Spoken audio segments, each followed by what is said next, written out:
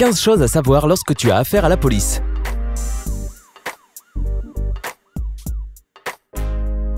À un moment ou à un autre, tu auras affaire aux forces de l'ordre, même si tu n'as enfreint aucune loi.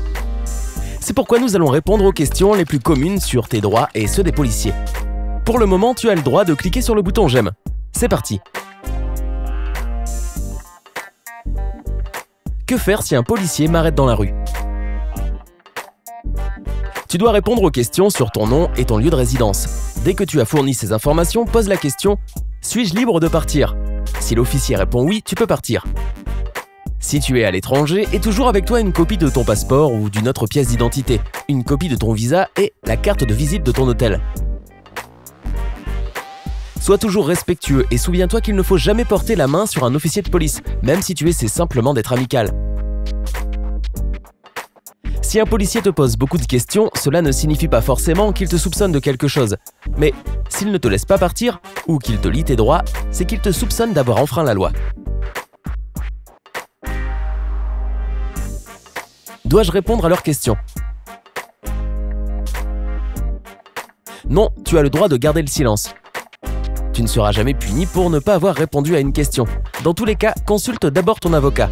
Souviens-toi que seul un juge dans un tribunal peut t'obliger à répondre à une question.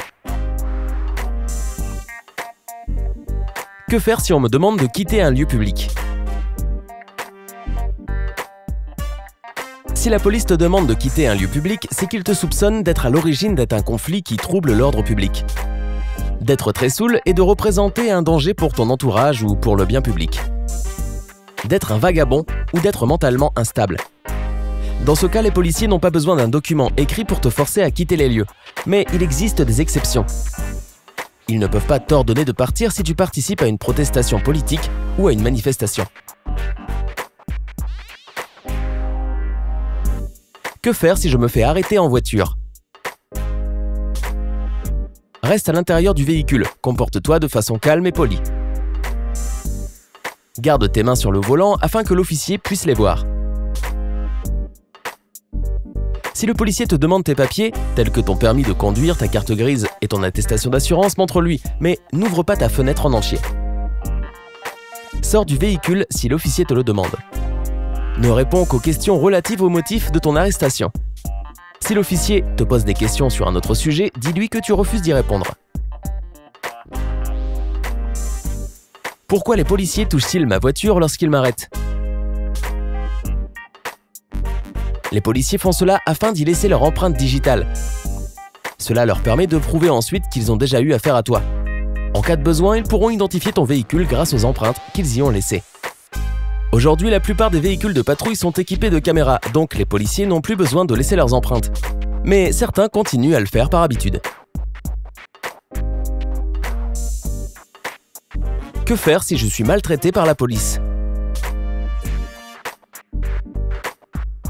Note le numéro d'insigne de l'officier, son nom ou toute information qui permet de l'identifier. Il est obligé de te les fournir. Essaie de trouver des témoins et prends leur nom et numéro de téléphone. Si tu es blessé, cherche une aide médicale, prends des photos de tes blessures et fais des copies de tous les papiers que le médecin te donne. Fais appel à un avocat et dépose une plainte contre l'officier des forces de l'ordre qui t'a maltraité. Que faire si un policier me demande un pot de vin? Un officier ne peut jamais te demander de l'argent directement. S'il t'a arrêté, il peut te mettre une amende, qui ne peut être payée que par chèque postal ou par virement bancaire sur Internet. Si tu n'es pas d'accord avec un PV que tu as reçu, tu as le droit de le contester auprès d'un tribunal. Si un officier te demande de l'argent directement sur place, tu dois refuser. Les policiers qui réclament un pot de vin essaient en général de cacher leur badge. Si tu arrives tout de même à voir le numéro, note-le. Note aussi le numéro de la plaque d'immatriculation du véhicule de la police. Cela permettra d'identifier ensuite l'officier.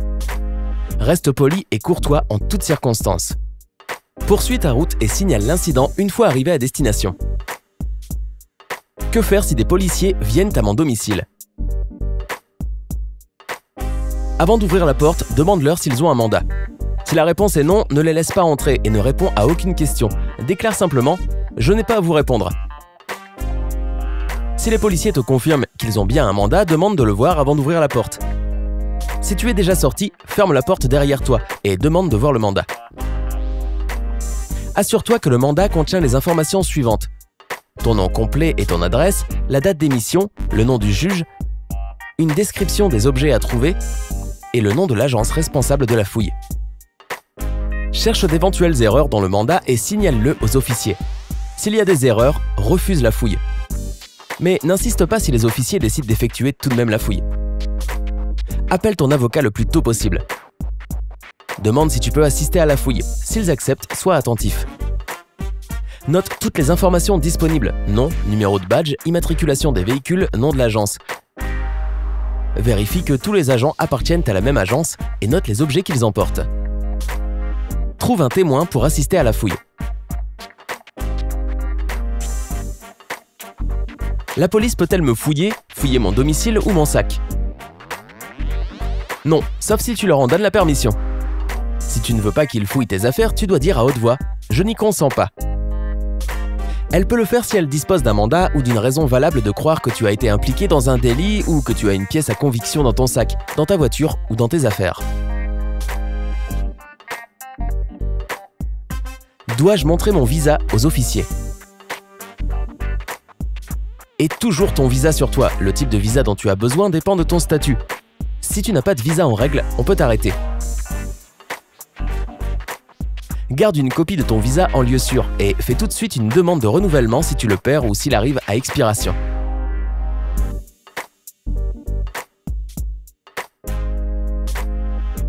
Si j'entre dans un pays avec un visa valide, les douaniers peuvent-ils me fouiller? Les douaniers ont le droit d'arrêter, de placer en détention et de fouiller tout individu ou objet qui pénètre sur le territoire. Les agents de sécurité à l'aéroport ont le droit de t'arrêter et de te fouiller ou de fouiller ton sac. Mais tu ne peux pas être sélectionné pour une fouille en fonction de ta nationalité, ton aspect physique, ton sexe, ta religion ou ton origine ethnique. Les agents de sécurité de l'aéroport peuvent-ils consulter mes dossiers informatiques?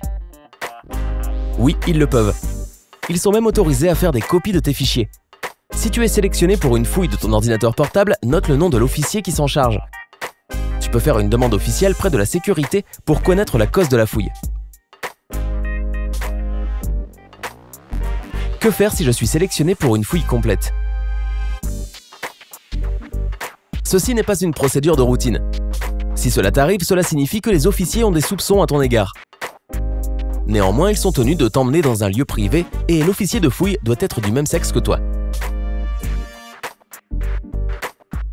Que faire si je suis témoin d'un crime? Mets-toi en sécurité, cours, appelle à l'aide, cache-toi ou fais tout ce qu'il faut pour être hors de danger. Vérifie si quelqu'un a besoin d'aide et appelle le 112 afin de signaler le crime et de prévenir la police et les services de secours. Ne touche à rien et ne déplace rien, cela pourrait compromettre l'enquête. Fais attention à ce qu'il se passe autour de toi. Les gens, les voitures et leur immatriculation, ou tout autre détail important.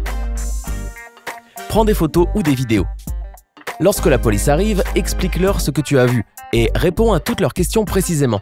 La police ne peut forcer personne à faire une déposition, mais ils peuvent obtenir une assignation à comparaître devant un tribunal. Que faire si j'ai besoin de l'aide de la police? En cas d'urgence, appelle le 112. Assure-toi que ce numéro est enregistré dans ton répertoire. S'il n'y a pas de danger immédiat, appelle le bureau de la police municipale. Il est aussi utile d'avoir leur numéro dans ton téléphone. Souviens-toi, lorsque tu as affaire aux forces de l'ordre, reste calme et courtois en toutes circonstances. Ne porte jamais la main sur un officier de police. Et si tu n'es pas d'accord, dis-le toujours à haute voix. As-tu déjà été confronté à ce genre de situation? Fais-nous part de ton expérience dans les commentaires. Partage cette vidéo avec tes amis afin d'assurer aussi leur sécurité. Et si ce n'est pas encore fait, abonne-toi à notre chaîne. Rejoins-nous sur Sympa.